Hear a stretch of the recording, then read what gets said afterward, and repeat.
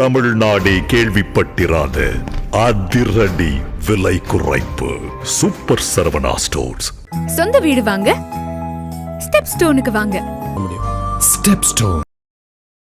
பீகார் காற்று தமிழ்நாட்டிலையும் வீசுது. ஒருவேளை அவர் நம்பிக்கையா இருக்காரு பாஜக கூட்டணி என்டிஏ கூட்டணி தமிழ்நாட்டில் ஆட்சி அமைக்க போகுதுன்ட்டு. இந்தியா மொத்தத்தையும் ஆட்சி செய்தாலும் தமிழ்நாட்டை ஒரு நாளும் பாஜகவால் கைப்பற்ற முடியாது என்பது மோடிக்கு நன்றாக தெரியும். பீகார் தேர்தலில் போய் என்ன பேசினாரு மோடி? இந்த மாதிரி பீகாரிகள் தமிழ்நாட்டிலே துன்புறுத்தப்படுகிறார்கள். எந்த முகத்தை வைத்துக் கொண்டு தமிழ்நாட்டுக்கு வருகிறார் அவரு? ஆதாரம் காட்ட முடியுமா? கேட்டா அவன் பானிபூரி விற்கிறான். அவன் பானிபூரி விற்கிறது உண்மை தானே? யாராவது கொச்சைப்படுத்தி பேசுறோமா? உழைப்பை நம்ம கொச்சைப்படுத்துறீங்க. தேர்தல் ஆணையமும் பாஜகவும் கூட்டு சேர்ந்தால் எங்கு வேண்டுமானாலும் ஆட்சிக்கு வரலாம் என்கிற அசட்டு நம்பிக்கை, ஒரு முரட்டு நம்பிக்கையை தான் அவர் சொல்றாரு. பீகார் காற்று இங்கு எப்படி வீசும்?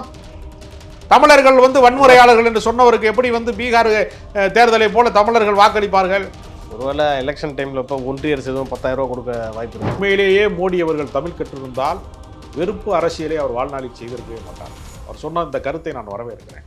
நான் சனாதன சக்தியாக ஒரு நாளும் மாற மாட்டேன், RSS உறுப்பினராக ஆக மாட்டேன், பாஜகவிலே அவர் சேர்ந்திருக்க மாட்டார். தமிழ் படிச்சிருந்தார்னா அவர் பண்பாட்டு அரசியலை தான் செய்திருப்பாரே தவிர இப்படிப்பட்ட வெறுப்பு அரசியலை, இந்த விஷத்தை பரப்புகிற அரசியலை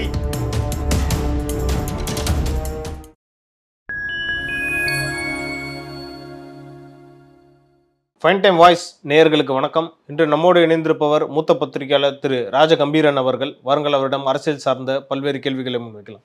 வணக்கம் சார். வணக்கம் சார். நீண்ட நாட்களுக்கு பிறகு பிரதமர் மோடி அவர்கள் தமிழ்நாட்டுக்கு வந்திருக்காரு.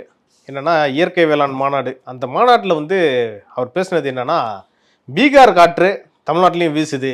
ஏன்னா விவசாயிகள் துண்டை வீசும்போது பீகார் காற்று தமிழ்நாட்டிலையும் வீசுதுன்ற மாதிரி பேசியிருக்காரு. ஒருவேளை அவர் நம்பிக்கையா இருக்காரு பாஜக கூட்டணி என்டிஏ கூட்டணி தமிழ்நாட்டில் ஆட்சி அமைக்க போகுதுன்ட்டு. இந்தியா மொத்தத்தையும் ஆட்சி செய்தாலும் தமிழ்நாட்டை ஒரு நாளும் பாஜகவால் கைப்பற்ற முடியாது என்பது மோடிக்கு நன்றாக தெரியும். அதற்கு என்ன அடையாளம், அதற்கு என்ன சாட்சி என்று கேட்டால், இந்தியாவில் இருக்கக்கூடிய எத்தனையோ மாநில தலைநகரங்களுக்கு இணையான துணை நகரங்களுக்கு, இரண்டாங்கட்ட நகரங்களுக்கு, மகாராஷ்டிராவிலே புனே போன்ற நகரங்களுக்கு மெட்ரோ பணிக்கான நிதி ஒதுக்கீடு செய்கிற போது, தொழில் நகரமாக இருக்கக்கூடிய கோயம்புத்தூருக்கு 6600 கோடி தருவோம் என்று வாக்களித்ததை தர மறுத்திருக்கிறார்கள், நிராகரித்திருக்கிறார்கள். அது கேட்டால் 20 லட்சம் மக்கள் தொகை கம்மியாக தான் இருக்குது அப்படின்ற மாதிரி சொல்லியிருக்காங்க. இது 2011 சென்சஸ்ன்னு நினைக்கிறேன்.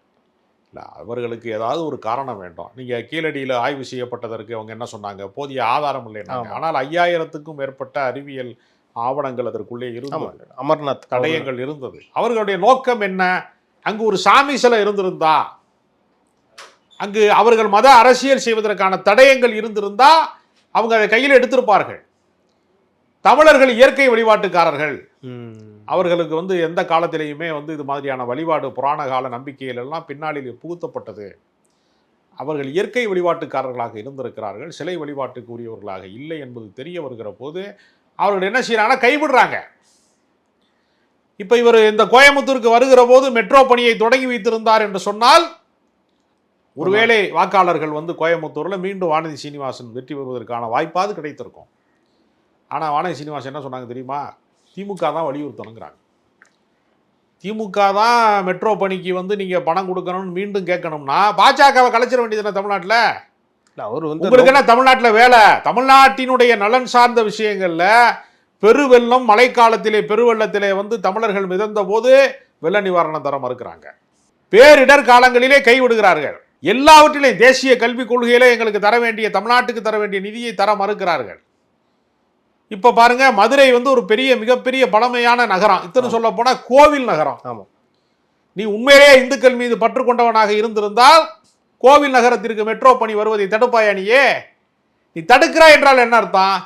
தனக்கு ஓட்டு போடாத மாநிலத்திலே அவர்களை வஞ்சந்திருக்க வேண்டும் என்று இவர் நினைக்கிறாங்க. ஏன்னா பீகார் தேர்தலில் போய் என்ன பேசினாரு மோடி? இந்த மாதிரி பீகாரிகள் தமிழ்நாட்டிலே துன்புறுத்தப்படுகிறார்கள். எந்த முகத்தை வைத்துக் கொண்டு தமிழ்நாட்டுக்கு வருகிறார் அவரு? ஆதாரம் காட்ட முடியுமா? கேட்டா அவன் பானிபூரி விற்கிறான். அவன் பானிபூரி விற்கிறது உண்மை தானே? யாராவது கொச்சைப்படுத்தி பேசுறோமா? உழைப்பை நம்ம கொச்சைப்படுத்தலையே. பீகாரிகளுக்கும் தமிழர்களுக்கும் ஒரு பந்தம் இருக்கிறது, அன்பு இருக்கிறது. எங்காவது வம்பு இருக்கா? எங்காவது வழக்கு இருக்கா? இல்ல. எங்கேயாவது சண்டை இருக்கா? அடிதடி இருக்கா? இல்ல, ஒண்ணுமே இல்ல. ஏதாவது நடக்காதா என்றுதான் நாம் தமிழர் கட்சி போன்ற இனவாத அரசியல் செய்கிறவர்கள்லாம் காத்திருக்காங்க. அப்பெல்லாம் ஒண்ணும் நடக்கலையே. அப்ப ஒரு பொய்யான குற்றச்சாட்டு. அதுக்கு முன்னாடி நடந்த ஒடிஷா தேர்தல் என்ன நடந்துச்சு? இங்கேருந்து வந்து அந்த பூரி ஜெகநாதர் ஆலயத்தினுடைய பொக்கிஷ சாவியை தமிழர்கள் திருடிட்டு போயிட்டான்னு நீ ஒரு தனிநபர் மீது தாக்குதல் நடத்த வேண்டும். மதுரையை சேர்ந்த பாண்டியன் என்பவர் வந்து முக்கியமான ஒரு பொறுப்புக்கு, அரசியல் பொறுப்புக்கு வந்து விடுவாரோ என்கிற அச்சத்தின் காரணமாக பகையை தூண்டுகிற பேச்சை தமிழர்களை ஒரு தேர்தலிலே திருடர்கள் என்கிறார்கள். இன்னொரு தேர்தல் வருகிற போது என்ன சொல்றாங்க? அவர்கள் வன்முறையாளர்கள், அவன் அடிக்கிறான் பீகாரிக்காரனை. பிரதமர் மோடி இப்போ வராரு, திமுக காரங்க இப்பெல்லாம் வந்து பலூன் பறக்க விட மாட்டாங்க, கருப்பு கொடி காட்ட மாட்டாங்கன்ற குற்றச்சாட்டு வைக்கிறாங்களே சார். அதாவதுங்க ஒரு விஷயம் வந்து புரியணும் நமக்கு. ஆட்சி அதிகாரத்திலே இருக்கிற போது கருப்பு கொடியை வந்து காட்ட முடியாது. இதுதான் நிலைமை. இப்போ கவர்னருக்கு எதிராக எத்தனையோ மாற்று கருத்துக்கள் இருக்கலாம். ஆனால் கவர்னர் தலைமையில் தானே சட்டப்பேரவையை கூட்ட முடிகிறது. அப்போ அரசியல் சாசனம் வழங்கி இருக்கக்கூடிய மரபுகளை பின்பற்றாமல் இருக்க முடியாது. அதனால் இவர்கள் வந்து வேண்டுமென்றே உள்நோக்கத்தோடு பாஜக காரனுக்கு பகிரங்கமாக சவால் விடுறேன். மதுரைக்கும் கோயமுத்தூருக்கும் நிதி மறுத்ததை கண்டித்து நீ என்றைக்காவது குரல் எழுப்பியிருக்கிறாயா? நீ வலியுறுத்திருக்கிறியா? முதல்ல வரணும், தமிழ்நாட்டுக்கு வந்து வெள்ளப்பேரிடர் நிதி வரணும், தேசிய கல்விக் கொள்கைக்கான நிதி வரணும், மெட்ரோவுக்கான நிதி வரணும். இது ஒன்றும் நான் பிச்சை கேட்கல. நீ சாதாரண ஒரு உணவகத்துக்கு போறிய, ஒரு ஹோட்டலுக்கு போறியன்னா கூட 2 இட்லி சாப்பிட்டா கூட சென்ட்ரல் ஜிஎஸ்டி, ஸ்டேட் ஜிஎஸ்டி இருக்கு. நான் மத்திய அரசுக்கு நான் வரிப்பணம் கட்டுறேன். கோடிக்கணக்கான தமிழர்கள் வரிப்பணம் கட்டுறாங்க. எங்களுக்கு நீங்கள் நிதி தர மறுப்பதன் மூலமாக இந்தியாவின் ஒரு அங்கமாகத்தான் தமிழ்நாடு இருக்கிறதா, இல்ல பாகிஸ்தான், பங்களாதேஷ் மாதிரி ஏதாவது ஒரு பகை நாட்டில் எங்களை வச்சிருக்கலாம் என்பதை நீங்கள் தெளிவுபடுத்தணும். இன்னொரு விஷயம் வந்து இந்த பீகார் தேர்தல் அப்ப ஒரு வாக்காளருக்கும் வந்து 10,000 ரூபாய் கொடுத்தாங்க அந்த மாநில அரசு. அதுல வந்து தமிழ்நாட்டோட ஜிஎஸ்டியும் இருக்குன்ற மாதிரி செல்வ பெருந்தகை சொல்லியிருக்காரு. இல்லைங்க, கண்டிப்பா இருக்குங்க. அது யாருடைய பணம்? அரசாங்கத்தினுடைய பணம் தானே. எல்லாரும் தானே, இந்தியா முழுக்க இருக்கிறவர்கள் தானே வரி பணம் கட்டுறாங்க. அதுக்கு எங்களுக்கு தர வேண்டிய நிதியை மறுப்பதன் மூலமாக அதை நீங்கள் தேர்தலுக்கு பயன்படுத்தி கொண்டீர்கள் என்கிற செல்வ பெருந்தகையினுடைய குற்றச்சாட்டு 100% சரியானது. அதுல எந்த மாற்று கருத்தையும் நம்ம சொல்ல முடியாது. ஏன்னா எங்களுக்கு விடுவிக்க வேண்டிய நிதியை நீ விடுவிக்கலையே. நீங்க தேர்தல் அறிவித்ததற்கு பின்பு அதை வந்து எப்படி சொல்வார்கள்னா வழக்கமா காபந்து சர்க்கார்னு தான் சொல்லுவாங்க. அதாவது நேரடியாக நீங்கள் செயல்படக்கூடாது, அப்படிதான் அர்த்தம். தலைவர்கள் சிலைக்கு கூட என்ன செய்வான்? மாலை போடக்கூடாது, எதுவும் போடக்கூடாது, எல்லாவற்றையுமே இது போட்டுருவாங்க, அந்த கோணி மாதிரி போட்டு மூடிடுவாங்க. தலைவர்களுடைய சிலையை கூட என்ன செய்வாங்கன்னா கவர் போட்டு மூடிடுவாங்க. அப்ப தியாகம் செய்தவர்கள் இந்த நாட்டினுடைய தேசத்தந்தை மகாத்மா காந்தியில இருந்து வரலாற்று தலைவர்கள் அத்தனை பேரையுமே மறைத்து வைப்பது மரபுனா பணத்தை வந்து நீங்கள் வந்து 10,000 ரூபாயை வந்து அக்கௌண்ட்டுக்கு போடுறதுங்கிறது எவ்வளவு பெரிய முறைகேடு. அப்ப தேர்தல் ஆணையமும் பாஜகவும் கூட்டு சேர்ந்தால் எங்கு வேண்டுமானாலும் ஆட்சிக்கு வரலாம் என்கிற அசட்டு நம்பிக்கை, ஒரு முரட்டு நம்பிக்கையை தான் அவர் சொல்றாரு. பீகார் காற்று இங்கு எப்படி வீசும்? தமிழர்கள் வந்து வன்முறையாளர்கள் என்று சொன்னவருக்கு எப்படி வந்து பீகார் தேர்தலை போல தமிழர்கள் வாக்களிப்பார்கள்? ஒருவேளை எலெக்ஷன் டைம்ல இப்ப ஒன்றிய அரசு எதுவும் 10,000 ரூபாய் கொடுக்க வாய்ப்பு இருக்கா சார்? அதுங்க திண்டுக்கல் சீனிவாசன் என்று சொல்லக்கூடிய அதிமுகவின் பொருளாளர் நேற்று என்ன சொன்னாரு? எஸ்ஐஆர் இருக்கிறனால தான் பீகார்ல வெற்றி வந்தது, எஸ்ஐஆர் இருக்கு, நாங்க ஆட்சிக்கு வந்துருவோங்கிறார். அப்ப எம்ஜிஆரின் தொண்டர்கள் எங்களை ஆட்சி அரியணையிலே அதிகாரத்திலே ஏற்றுவார்கள்னு சொல்லல, எஸ்ஐஆர் எங்களை அதிகாரம் தந்திருக்கிறாரு. அப்ப எஸ்ஐஆர் வந்து முறைகேட்டின் உச்சத்தில் இருக்கிறது என்பதை திண்டுக்கல் சீனிவாசன் ஒத்துக்கிட்டாரு. அவர் வந்து வெளிப்படையாக பேசக்கூடியவர், தன்னையும் அறியாமல் பல உண்மைகளை உளறியவர், பல இடங்கள்ல அவர் பேசியிருக்கிறார். அந்த மாதிரி இப்பயும் அதான் அவர் சொல்றாரு. இப்ப நீங்க ராஜேந்திர பாலாஜி என்ன சொல்றாரு? விஜய் அவர்கள் வந்து மனது வைத்தால் எடப்பாடி அவரோட பேச்சுவார்த்தை நடத்துவாரு, விழுந்தே விட்டானடா அப்படின்ற மாதிரி ஒரு விஷயமும் சொல்றாரு. என்னன்னா முதல்வர் வந்து இப்பவே தோல்வியை ஒத்துக்கிட்டாரு, எஸ்ஐஆர் தான் காரணம் காட்டி திமுக தோக்க போகுது, அதனால தான் எஸ்ஐஆர் பத்தியே பேசிட்டு இருக்காருன்ற மாதிரி இன்னொரு குற்றச்சாட்டையும் வச்சிருக்கு சொல்றாரு. அப்ப தேர்தல் முறைகேட்டின் மீது இவர்கள் வந்து கவனம் செலுத்துகிறார்கள் என்று சொல்லுகிற போது திமுக காரன் ஒவ்வொரு வாக்குச்சாவடியிலையும் யாரெல்லாம் வந்து பாக முகவர்கள் என்று சொல்லக்கூடியவர்கள், பிஎல்ஏக்கள் என்று சொல்லக்கூடியவர்கள் எங்கெல்லாம் செல்கிறார்களா கண்குத்தி பாம்பா காத்திருக்கான். ஒரு முறைகேட்டை கூட உன்னால் செய்ய முடியாது.